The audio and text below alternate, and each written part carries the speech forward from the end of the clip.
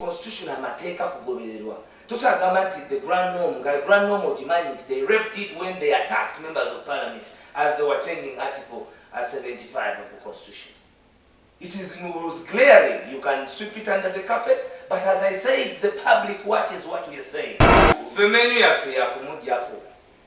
Ya menu kyekiri nnyo ku menu. Menu yafe anti kubanga nkulaze mismanagement. Gwe fosobola tukastigatinga naye gwe tunulira.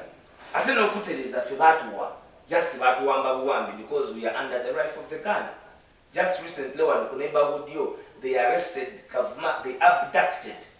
21st century, they abducted and shot a young man in the leg. Up to now, 12 days on Achimani as a lawyer, that somebody must be produced within 48 hours. Tujja kufuna akati tukomewo bakomewo ababiri. Si Museveni, si Nopu, si ki. Naye nabadde ngezaako okutunuza muganda wange awali obuzibu wa Uganda nti ssemateeka waffe. Era bw'oba oyagala Uganda, it is not about Kyagulanyi Museveni. It is about sorting out that constitution. Nga bwe muganda Kyagulanyi ne bw'akenye enkyanga yali mu State House ajja kukola exactly nga gavumenti eno wano gye bavuga lwaki kubanga constitution eteekawo embeera ekkiriza. We are living with the current living problem. Kyova banagana okunziza ku eyo level kuba waliwo challenges eziri imminent to fix. But everyone is keeping quiet. No, first we are doing our duty. Abalala badduse badduka mu kiyungu n'abalisigade bonna basibe. Bw'oyogerako be batidde okwogera ku biriwo abajja ne babisiga omuzigo because of interests. 19 November 18 abantu 54 bo bennyini be bakkiriza. It is our duty to remind you Nsejirinya, a member of parliament, Anan Sewanyana, a member of parliament, mu mateeka ga parliament, rule of law gye bogerako, omuntu alina okubeera nga tamiisinze parliament entula 15 naye basejjirinya bamiisiza nti katola okubanga bavunaanibwa obwemage nga n'embeera gye bavunaanibwamu si ntuufu. There is a doctrine of bail being a constitutional right. Naye olw'okuba General Museveni yavaayo amateeka ge twogerako ge twenyumirizaamu kati abantu ge bali mu kwenyumirizaamu nti ge gakabi nnyo. Bail bakwata abantu nga kooti esasudde miliyoni ne baddamu ne babawamba. Kyokka nga bo side yaabwe because maybe mubeeramu ebyana n'abaana.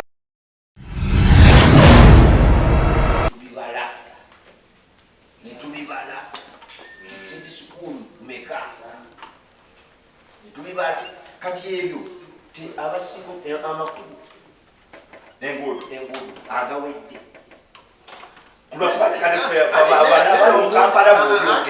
ng'akyayita agaguudo gabiga obuuziza emufumbi omuvaayo ki kati ntandiza okula ebibadde bifumbibwa ate ebivuddeyo ate n'ebirala bikyakoleraki naye bano bemugabula nga tebabiraba oba biyite eyo mangi kati nkuleetera byekugamba simanyi bw'oba obadde obamanyi byonna naye obuzibu bulina gavumenti nti ebimu kati nga sibisuuze nalaba amasomero ago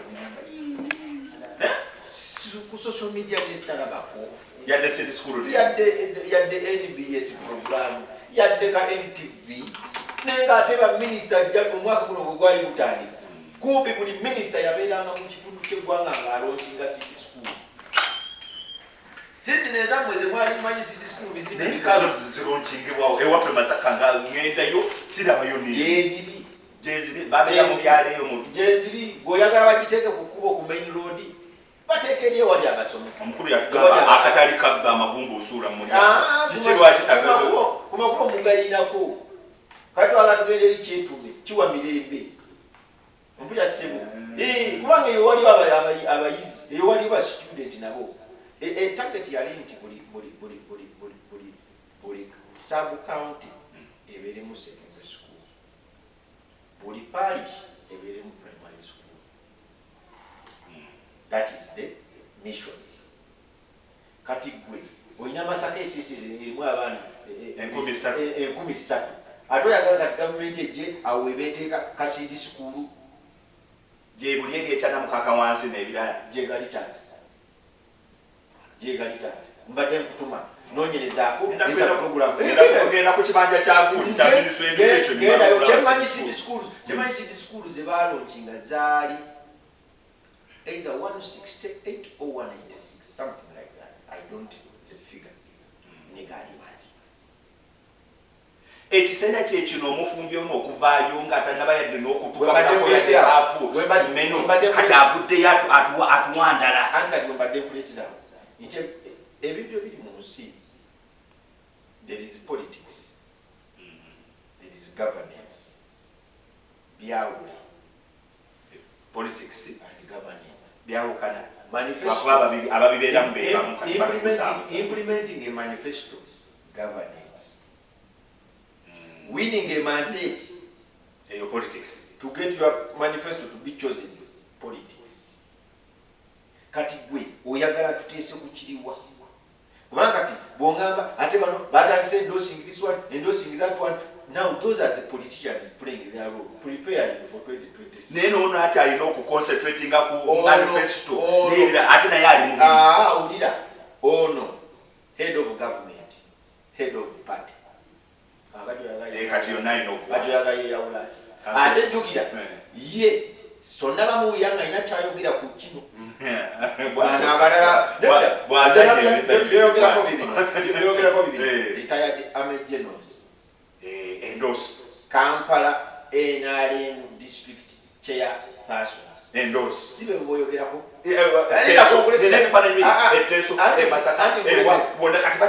tolaba nti all those are politicians singa obadde osanze permanent secretary minister of education permanent secretary minister of finance permanent secretary of gender nga yagamba nti I've endorsed president 2026 no that for them they are in governance batambula kati ate college nabo babeera ku bakaawo kasokenyalize mwami Alex Waisswa Mufumbiro atwegaseeko asebo tusanyisa okulaba woosanze ekibuuzo kyekino ng'oyingira debate 221 mwajja abafumbi ab'enjawulo kulemu n'atuwa menu NUP n'etuwa ngenda bagabiranga bwete katogo nembagabira kano ekiro mba mugenda okwebaka kacaayi mugenda kwebaka mukanywedde nabano ne baleeta nabali ne baleeta bannayuganda ne basawo ne ono atusuubiza ka barbecue omucomo ogw'akawungezi katumuyingiza ekiyungu atufumbire tulinze tuba twakamuyingiza ayingidde tusuubira ka breakfast ka barbecue tanaba yadde notuwayo ka fruit n'akamu kati afubutuseeyo atandise tubuza menu ndala ebikujjuko ebiri mu byobufuzi kati kyosanze mubuuza mu manifesto yammwe gye mwabuza bannansi ne babagira mugiimplementinga diti temunabanakoza yadde emyaka ebiri kati mukomyewo mwagala tubuza ndala ya 2026 eno temunabagigulawo bamwami Mufumbiro abatusuubiza ensi empya nabaga kale nokuba temutuwadde mandate ku luno biki naye bano abatono bemuyingiza naffe tugenda ku delivering nabo tetubalaba bo basirifu bano baba batikuka balese standby generator tova ku miri n'ebirala mwabalala musirise eggwanga liri kuki mwami Mufumbiro tutandikira sayusa okulaba nange sayuse okubegatako ku program eno ne kanso tugume musayusa omusinkana. It's my first time to meet him. Nabatulaba na Top TV kyamusokuba kuno macha. Before I answer your question, but intrigued by Council's submission nsonga ya infrastructure. Atugambye eti mwetemubiraba wapenjinze a bed of roses. Abadde good kwekyo okulaga nti everything is at intended naye facts of that infrastructure ziri ki. On this platform I have noted to you nti Uganda mu myaka 36 tulina coverage ya Collins, coverage of Collins, about 6,000 kilometers, okay, in a space of 36 years. In a space of katolo njogera no ku nguudo ezibadde established naye ng'ate that 6,000 I think basangawo about 1,500.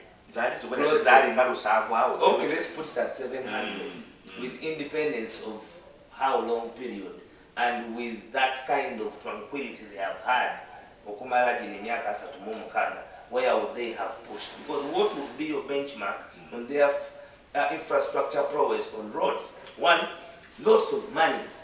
Omanyi nti waliwo road fund.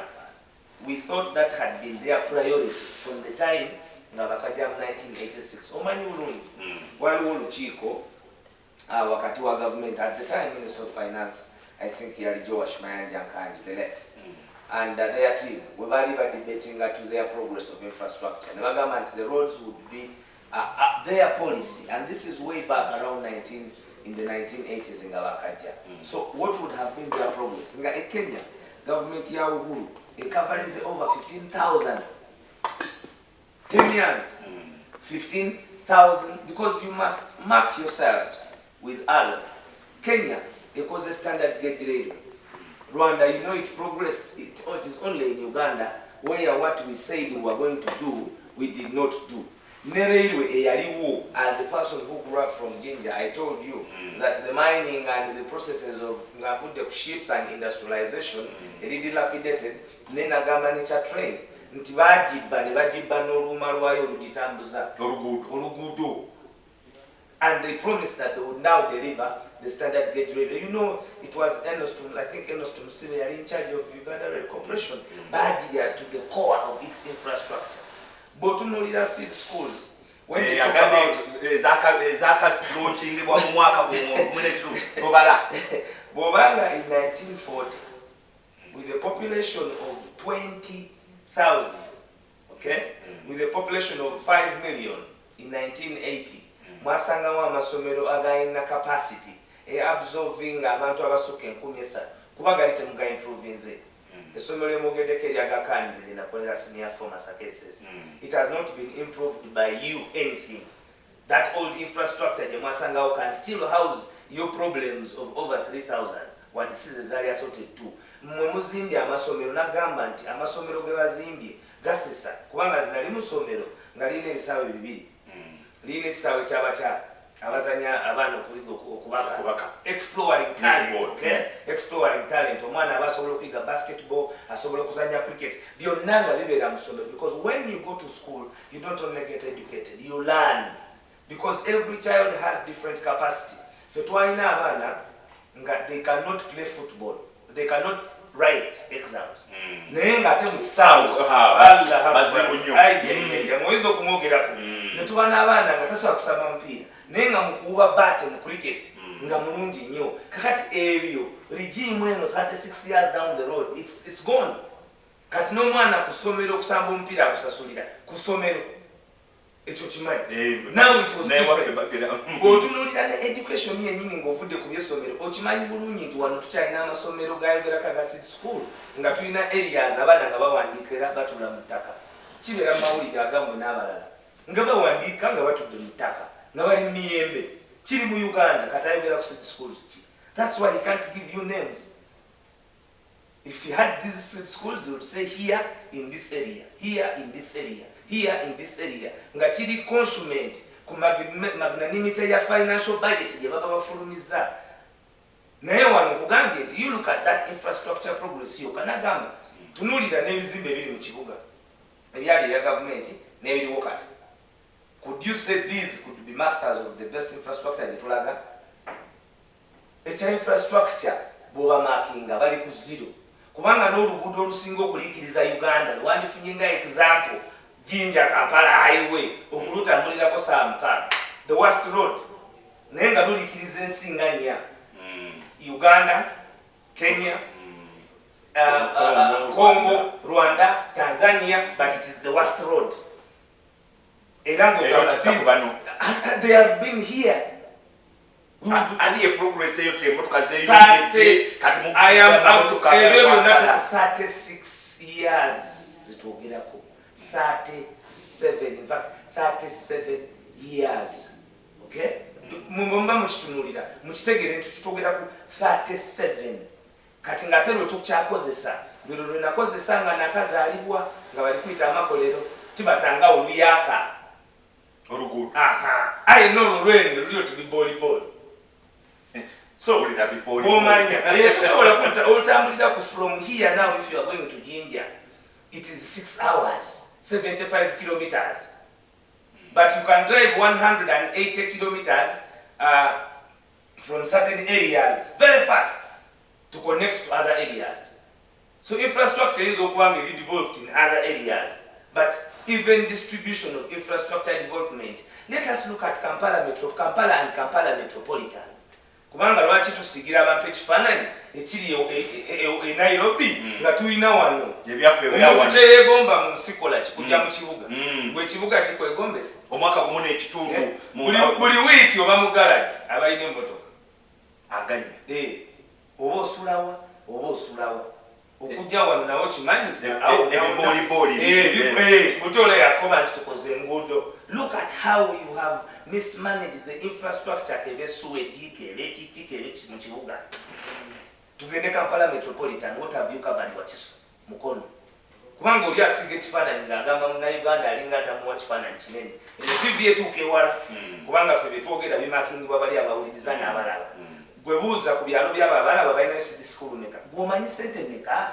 Minister of Education zeri mu kuwa kati omwana okusoma mu primary bona basome. It is under 800 shillings. It is under 800 shillings in the financial budget yabo. Neba akute billion 89 ne bazuwa Sudiru okuzimba marina. Ngeyo marina gye bazimba bo yasibisa Gilbert bali basika mu Kenya mu Chogamu. Kabala kali awo bakungu ba 89 billion. 89 billion. Ne bakwata 100 billion ne bazuwa Atiak Amina lwaki bazimuwa nga report ya trade yasalawo ne government that was supposed to be closed. In fact the investor was supposed to be arrested naye kati babuli capitalizing na 100 billion. So it is not true that there has been any infrastructure development. Kati bino byonna bigenda maazi omanyi kibandesiza nti bino byonna tubyewuunya naffe abamu tubiraba n'abalala babigira naye bana mu abafumba abaatuwa menu muvaayo mwagala menu yaffe yakumugyako menu kyekiri nnyo ku menu yaffe anti kubanga nkulaze mismanagement gwe osobola otukastigatinga naye gwe tunuulira ate n'okutereeza ffe baatuwa just batuwamba buwambi because we are under the rifle of the gun. Just recently one ku neighborhood they arrested Kavuma, they abducted 21st century, they abducted and shot a young man in the leg. Up to now, 12 days on Achimani as a lawyer, that somebody must be produced within 48 hours. Kati binebigenda maaso binebigenda maaso bugumu batandise tova kulayiri tova kuguli mwemusiriso oba mubalaka kisimanya we are playing our kituleka waffe bannayuganda kugamba ife ng'okujjako gwatala we are doing our noble duty of fighting the mess. Result singana mwe era ziri tuzinoonya nanti fe result sizaffe kwabo kamba sikulu nga tunoonya n'enguudo result sizaffe zabwekera ku macyango twegaseeko netukola gali amawulire ensiga erinze nti tumuggyeko ezo result sizaffe ye noble duty nti olekere okuzanya second role okulowooza nti it is other people's. We are fighting byetwogeddeko gwe bwe mbyogerako bituufu bifu. You lost a relative just recently in Masaka. You know what happened. Do we need to sweep this? Tuli wano kumpi ne mulago. Bwe tugenda ne kanso mu mulago ne tuyingira baba tukiriza okuyingira bye tugenda okulaba yo binaba ku kamera binamusanyusa. Oba tafunangako budde kugendayo because we must speak reality. Mulago gye mwasangawo ng'eri ku ekezo zonna mumugigabanye outside mu residential mweguzizaayo ne munda mu ddwaliro ate muligabanyeko ne mweterawo VVVIP. Kazi otumi bino byonna byayogera. Do you mind them oba just kaboogere omweyogereze takusuuza kayanziko kubanga ate bwabyogera mwatu omanyi omuntu bw'aba anyumya ne bwe biba si bituufu ogenda n'ogera notunako mu ddwaliro gali notunda enguudo nozengiranga ebinyambi kibiki ate kati gobadde ozizizzamu essuubi nti tukoze omanyi when I'm on these programs I don't like to speak. Yes, you introduce me to onyanjula ngo wa NRM ne nga bwe nagamba zisookera nga wa NRM oyegeranga mu Nancy concerned citizen like Uganda ate singa fenna abalina political inclination bwetyo bwetuwulira tujja kugenda wala ne bwe tunaabanga tulina a distinguished gentleman, a leader at a national level of a national party nga because ayina political side yayagala akwata ensi yonna nga bwe n'agizinga bwati n'asuula mu dustbin. tutandikire ku kya kilomita 6 wamma mmwe mulina mmeka mwakazimba mmeka atugambye kakanga nze I come from the west ndi musajja mutoolo district Kunyanga wenakulira ogenda mu kyalo ogendo lwabanga lwannaku oluguudo n'emmotoka twasimbulanga 11 Katonda bw'aba ayambye ne musula emumbende bwe babiganye musula mityani waliwo kalooja wakayitanga nakayima sirikeerabye lwakuba nti lwakola olugendo lupya lwakaleka bbali ne kabeera nga tuba nga wemusula nga wetusula bw'oba ofunye ekyasi n'okeera n'abasinga basulanga bwe mu baasi oba wansi wa baasi wabeeranga wakuba obuzibu bwalinga kiruguudo naye kati nsimbula ewange wali eko mu ssaawa ezi 3 bawambe mu kyalo nga ndika kyayi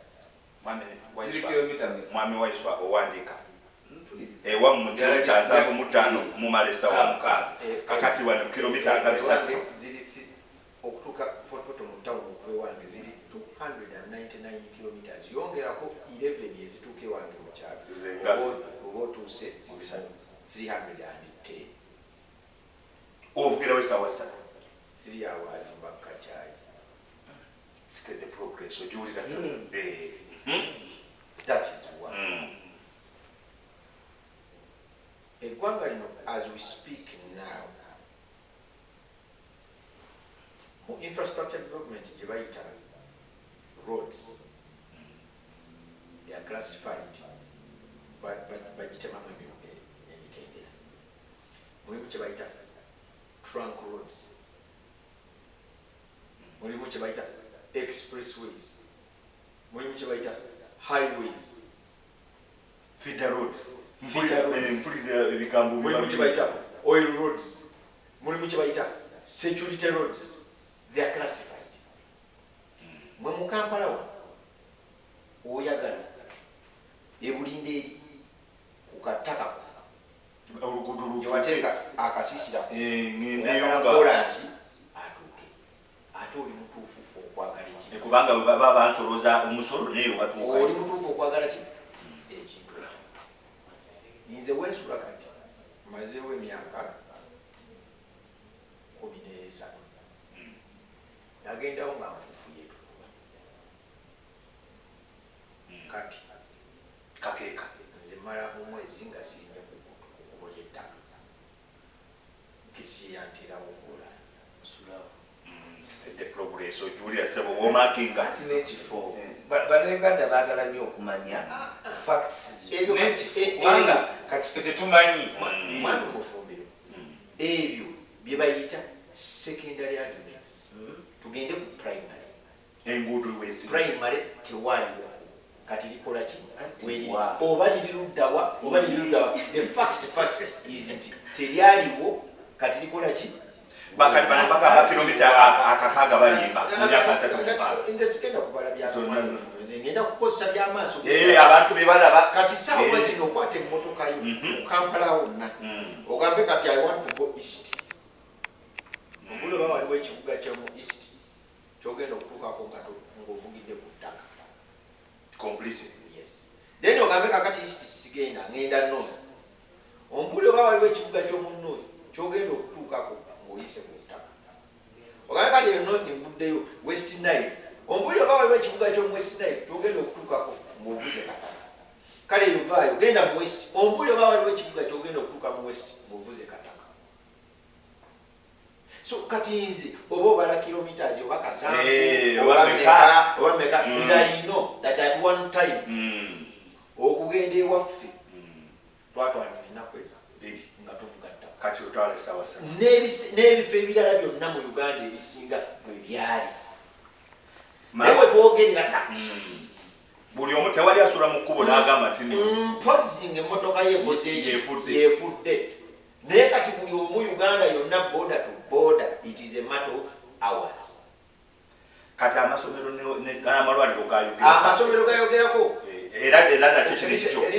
Listen, me when I went to school there was one university Makerere era bw'olemwa Makerere kaweddemu kati gwe professional career oyina kukozesa kubo paavu nnyo ate era ng'olina kukomawo ng'omalire oze ng'oyingire muki Makerere naye olina okukomawo n'oyingira muki Makerere if you want to be a top tier profession kati ziri 50 n'okusoma nkyakuleetera endu nze we nasomera okuyingira koosi gye nakola sebo nga ku pasiripu yo tekulina kubaako leeta gye bayita C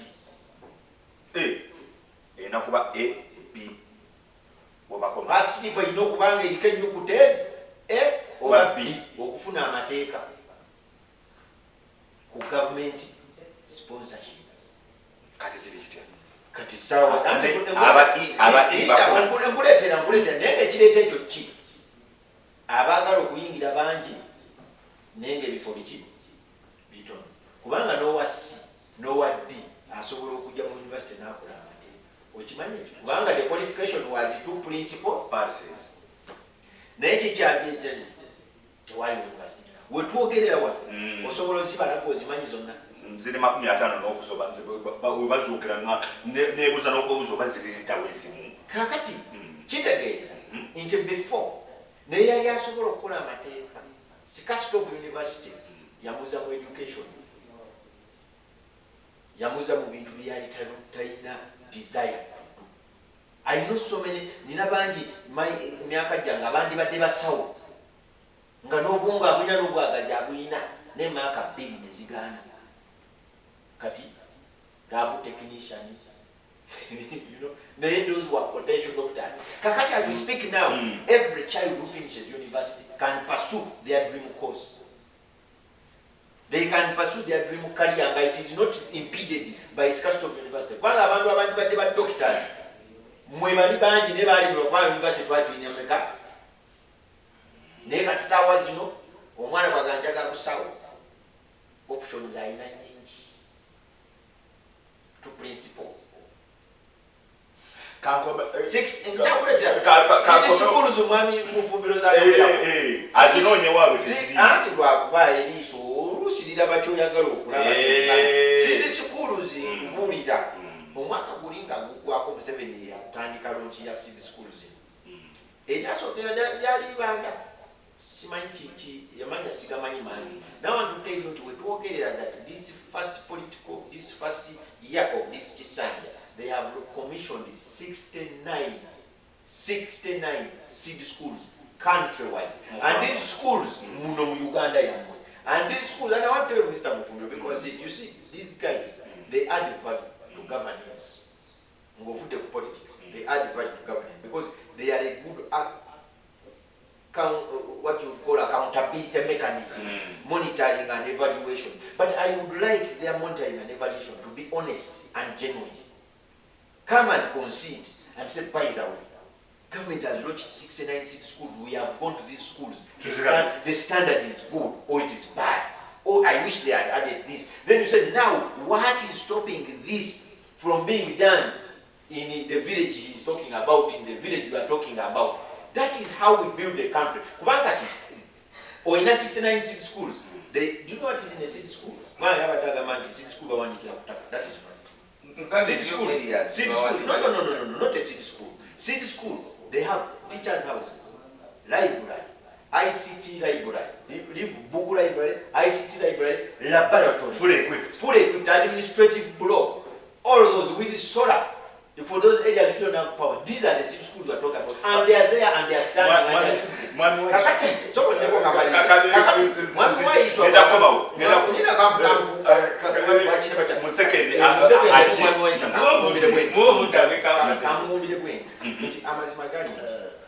a lot has been done, but a lot more could have been done and can still be done. If that is the language I want to hear. If we have joint effort from the divide, why you say politics is disturbing us, it is making us weaker by dividing us. That it will make a very intelligent man like Mufumbiro refuse to see facts. For 69 cities, refuse to see facts because we are in this political. It is called adversary system. What is Wanga Yeroya? Okay? What is Nayatwe analysis as the country is watching on the rule of law now in Uganda in terms of abductions and other issues? I just forgot what they now finish the best submissions. Zebade Siraba, name Mukali, Yanagi, Vienda, Kulaba Yelia, and Goda Matiaza, Njagalambuli, the Timor abductions and the position here, we never got a so Mufumbi, they are the new one of Okubanti, Okiziganiza, and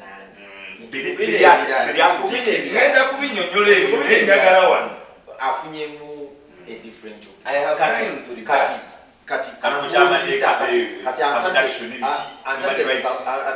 witness box. Simanywa yagala kola examination. They are Moses.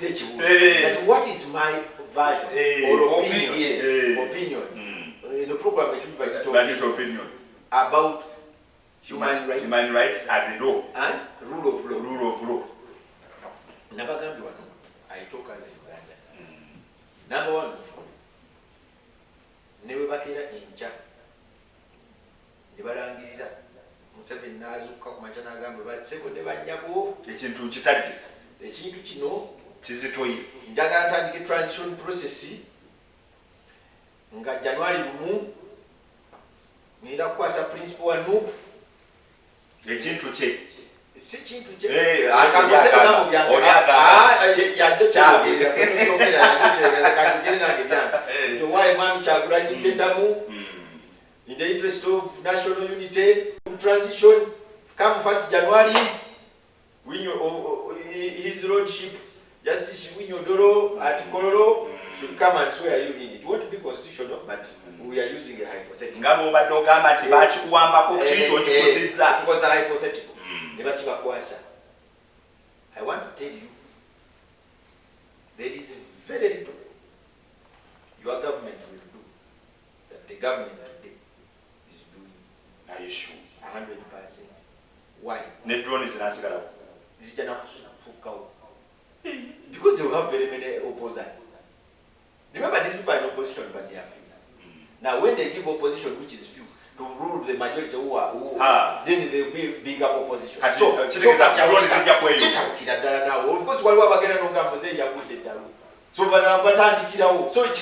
automatically you must defend your turf. It is natural. It is natural. Watching the the situation in this country is enabled and assisted by the grand norm. Do you know the grand norm?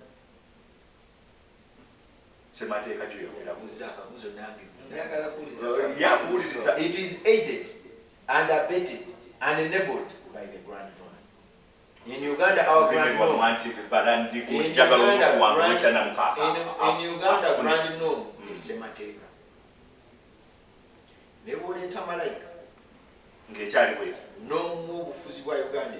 Obukulembeze bwa Uganda. Ngasemateka yaffe yeno gye tulina. Drone. No kuba masasi. Bajja kukola ng'abaliko. Jogeranga mu Uganda. Nzije omwami Mufumbiro tambikira. Manyi. Omanyise kyenzuddemu mu bino. Temulayika mubeeranye Kampala wano kati sikulu mwete muziraba enguudo temulaba mubeera Kampala wano omwetoololera. Manyi. nze enkola yange okuwuliriza kubanga mba manyi nja kufuna obudde okuddamu era njagala kwebaza munnamateeka kisooka mubuuza ekibuzo ekisembayo okutegeera positioni ye era yakulaze nga munnamateeka nti akanya na abductions kuba ye system protectinga government era namwe bakibakwasa namwe mujja kukola ebyo ba system kiragira kira nkirekedde abalaba kuba ffe tu opinion zaffe abalabi ne bamanya baani bwe bawuliriza kubanga toyinza keera kumakya nosanctioninga kutulugunya bantu olwokuba okuma buyinza kubanga mu constitution ya Uganda rannomjagana tewali bwe kikiriziganyizibwako okutulugunya bannansi. Nowhere in the constitution can he give us an article or an aid and abetting clause in our constitution that gives powers to any person in Uganda to degrade, dehumanize any person by them. Nowhere in this constitution that I have read, nowhere. Can I answer? Wait, I give you time. Nowhere in the constitution of Uganda. Yes, it is. Okay? Is in fact the constitution of Uganda empowers its citizenry.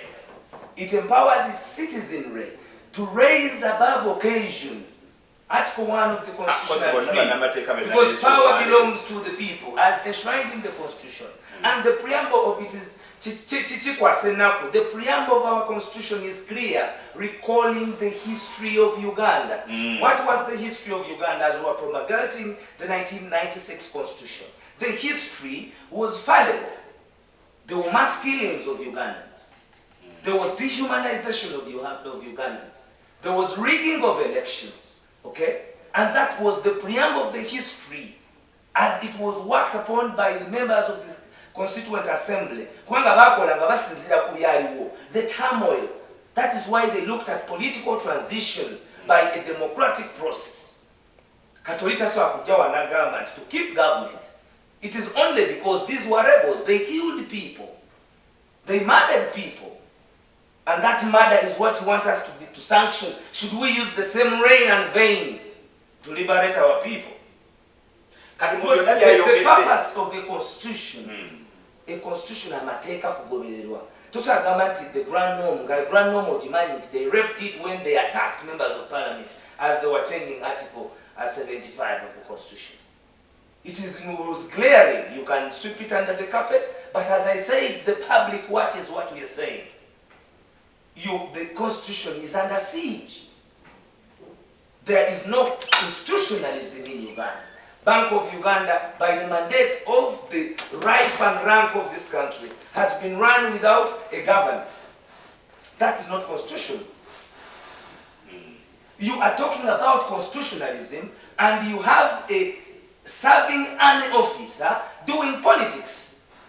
And you want us to say we're not seeing what we are saying. Abductions could not be sanctioned by any person who has taken time and read through our constitution and even benefits from the legal regime. Never. Human degradation is the worst form of any human being should go through, and nobody should ever sanction that. Katude kusonga za infrastructure. Nabade exact. Nabade very exact. And I've heard very clearly, even by his own examples. Here we are with 3 kilometers within and something. I say almost in Uganda. Sawa satu abatu. Kasafuruma bulenga wali. Ewafe nkubulidewo. Masaka zali 45 minutes. Tojukira. The road is now all loaded with roadblocks. You know, you can say that virtue thing. If you drive there today, still there is that virtue system. Okay, and because we have to come and talk about it. How long does it take you to reach there? I think Gambia district development 36 years, and you talk about 69 schools. Small schools. Let me I'm saying 36 years. You can only give us. In 1 year. They are previously other. I can tell you that is all the father see. It's not true.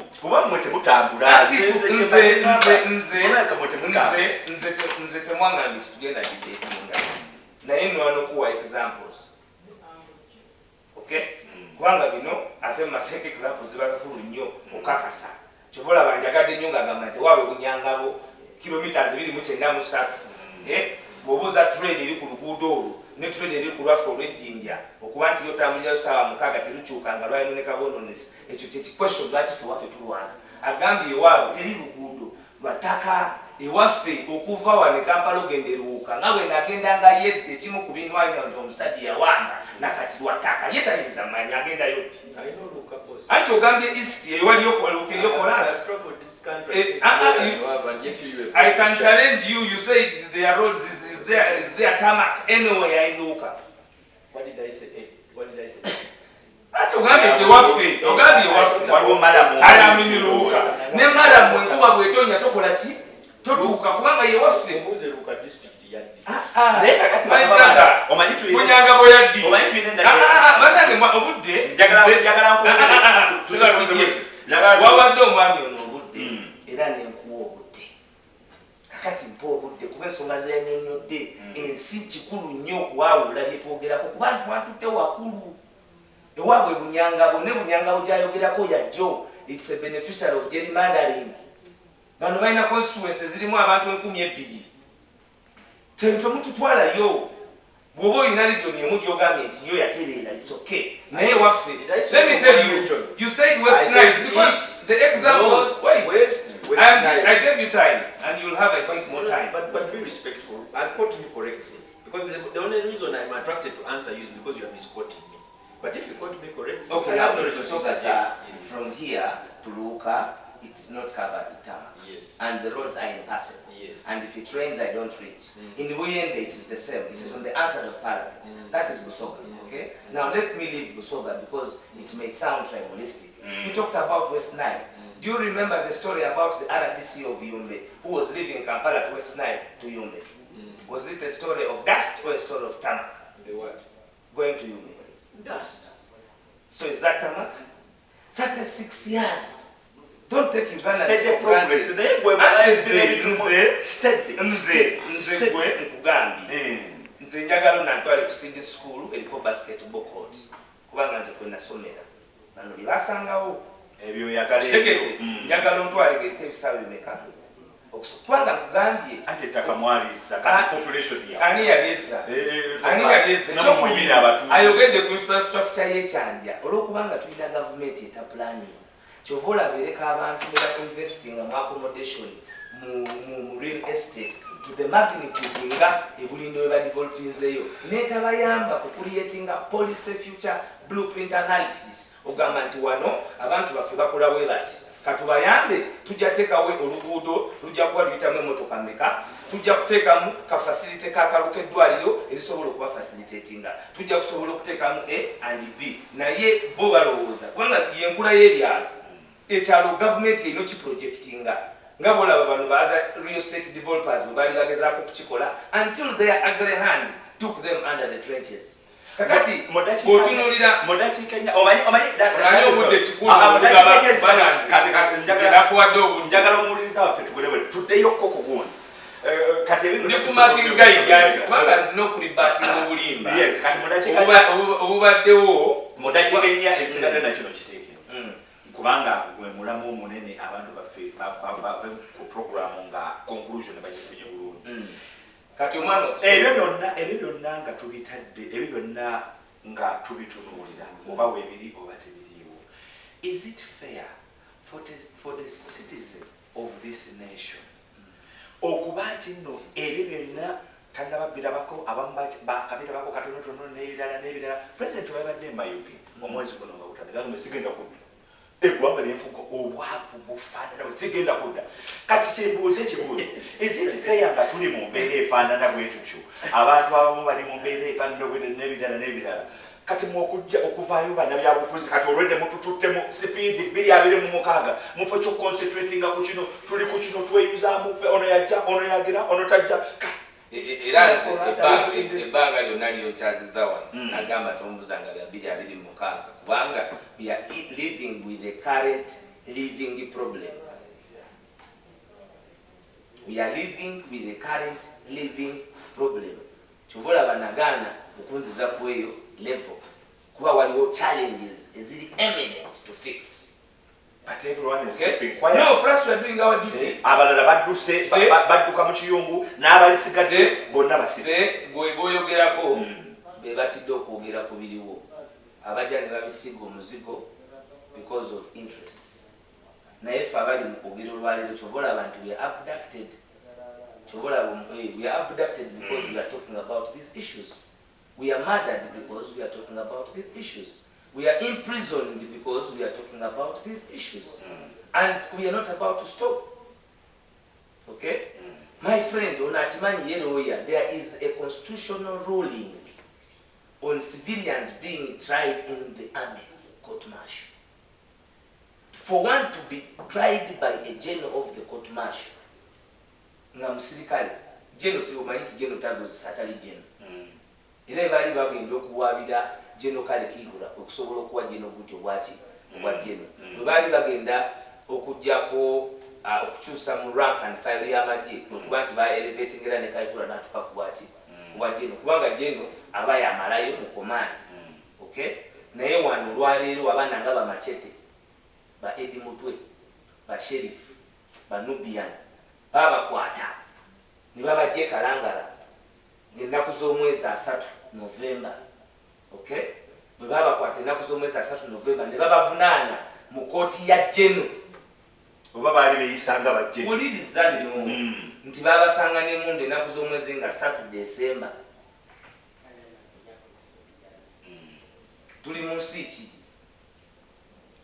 Kyagulanyi Robert Sentamu bamukwatira mu Arua mu ruumu gye yali azze ng'eriko kamera eriko buli kimu n'ayingira ne bagamba nti yalinamu AK-47 nnya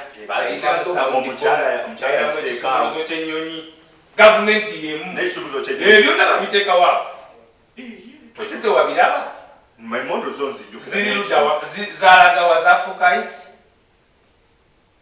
General Yoweri Kaguta Museveni ng'ali mu kuyisa abasirikale ya sanctioninga. I want to avert to that also. They sanctioned the torture when he praised the members of the military having tortured Robert Kyagulanyi in Arua. It is on record. General Yoweri Kaguta Museveni sanctioned torture. They sanctioned the murder November 19th, November 19th, November 18th. Okay, November 9th. Biyabiriwo ate tuyinza obijjawo kyekugambye nti for us we have an eminent problem in answering those challenges. Olwaleero mu European history, olwaleero e Canada, buli wamu gye bagenda bakola obutujju ku bantu kebe Rwanda bwe bakukwata bakuzza ne bakukyajinga. Tetugenda kwerabira abantu batemulwa November 19, November 18, abantu 5 bo bennyini be bakkiriza. It is our duty to remind you, Nsejirinya, a member of parliament, Alan Sowanyana, a member of parliament, mu mateeka ga parliament, rule of law gye bogerako, omuntu alina okubeera nga tamiisinze parliament entula 15 naye Basejirinya bamiisiza nti kati olw'okubanga bavunaanibwa obwemage nga n'embeera gye bavunaanibwamu si ntuufu. There is a doctrine of bail being a constitutional right. Naye olw'okuba General Yoweri Museveni avaayo amateeka ge twogerako ge twenyumirizaamu kati abantu ge bali mu kwenyumirizaamu nti ge gaakabi nnyo. Bail bakwata abantu nga kooti esasudde miliyoni ne baddamu ne babawamba. Kyokka nga bo sayidi yaabwe because maybe mubeeramu ebyana n'abaana kanyamunyu bamunegotiatingira nga yatta omuntu ng'alina emundu etali nti bagimuwa buli kimu ne bamunegotiatingira ne bamaliza nga musula emyaka emeka. Kakati gwe bw'oba olowooza atemuddako enaamutemudde genda kugyayo sente ku ATM. Kanyamunyu is now about to walk scot free. Naye ebyo bw'oyagala tukugambe nti ffe tutunulire 2026. There is no steady progress in Uganda. There is anarchy. Mami tukumi. as we conclude on the Chikasatu, isn't NRM doing Ugandans a disservice? By the way, even the mere fact nti mukola ebintu ebifaanana bwe mukola nemuzimba amasomero nemukola progress nga we ne mutatuganya jiraba buli kaseera ne mutubuutikiranga butukuutikira kakati ono yagira bano bendosize bano tunayumiriza ddi ku bantu nti omufumbi gwe twatwala mu kiyungu bambi atufumbidde akamere kalungi naye temutuwona time olugira nga mutukubirawo ekirala nga bwe nagamba kyoyagala okulaba kyolaba bwe bw'obanga kikutawaanyiza nti bannakibiina abamu bakoza omukolo gwabwe ne bagamba nti bendoosinze so and so kati buli wiiki bendoosinga mwe ne kibatawaanya ate ekyo kirala naye nga manifesto nga bwe wadde oleese obulamu entambula era ebintu ati wakuba tebatuganya batubuutikira nze kambula ebyo byonna si bizibu byammwe teri ababutikidde omuntu ogamba nti ava endorsed mu 7 for 2026 doesn't stop medicine going to a hospital, doesn't stop school teacher being paid and teaching in school. Bintu byanja onagambe governance jawule ne politics kakati nze mbadde njaga kuwunzika mudakika bbiri nti ekitutawanya mu ggwanga tujja kufuna akati tukomewo bakomewo ababiri si Museveni si Nuupu si ki naye nabadde ngezaako okutunuza muganda wange awali obuzibu wa Uganda nti ssemateeka waffe ofu nti era bw'oba oyagala Uganda, it is not about Kyagulanyi Museveni, it is about sorting out that constitution. Nga bwe muganda Kyagulanyi ne bwe bakenye njaga yali mu State House ajja kukola exactly nga gavumenti eno wano gye bavuga ekyo lwaki kubanga constitution eteekawo embeera ekkiriza ekyo ono agambe nti ssemateeka agisoma talaba mu bwairo addemu agisoma the mere fact nga bwagambye alina wano etteeka lya kootinze naye agakootinga nagalaale. In the constitution nobody has a right to pay. Tekirimu tekibangamu. It is not a right. The right you have is the right to apply for bail. Byanjawulo. Naye oli yeesigaliza eddembe. If they had said the right to bail, you would not even need to apply. Kubanga eddembe. It is your right. But they give you a right to apply. And when you apply, you can either be given or denied. Obandoza ekyadinayi ekyo buli kaseera nga buli wensaba bandinayi osobola okudinayinga ne bwe giba mirundi 10 yakimenya mateeka visa tewali basaba myaka 10 nga tebabawa kimanya teeka ki tekimenya ekyo ojja kumpa sebo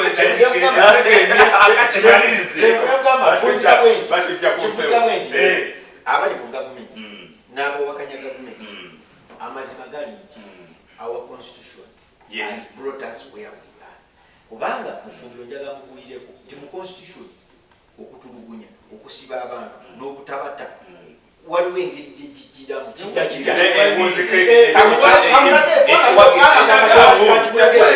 by the mere fact nti etteeka ligamba nti president yalonda IGP yalondwa chief justice, which means he is controlling both the police and the justice system. So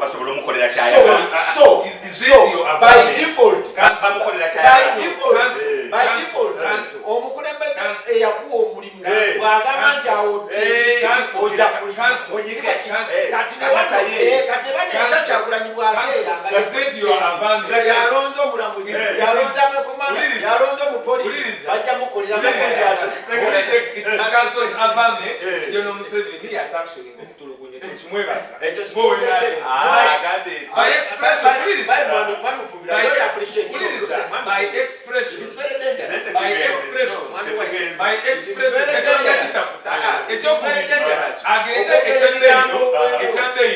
even without wasting Ugandan's time. Nga bw'amaze okukanya nti talina constitution myaka 36 kubanga ekiro kiteeka ku ye NRM siffe era ffe tulwana kuzaawo ssemateeka kakati bwe kyolina mwagala kujja watugirako nga kakati zetenyagadde nsonga ya bei nsonga ya bei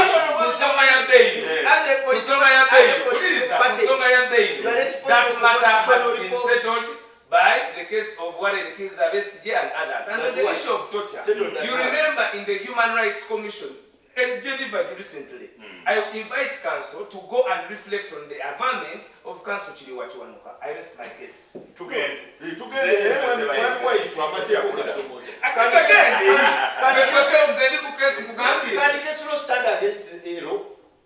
What case law is the president? But it cannot overturn Case a law is the law. president. There is no law that refuses bail. Case law says amateka bagakola legislation bagakola by case law ekikola kunimba. Case law can never and will never overturn the law. Why do people go for constitutional interpretation? Case law. Why do people go for constitutional interpretation? Case law can never, will never have precedence over the law. No. Because you go to court under a law. No. So you can't say that what the judge agreed. You go under a law. You can.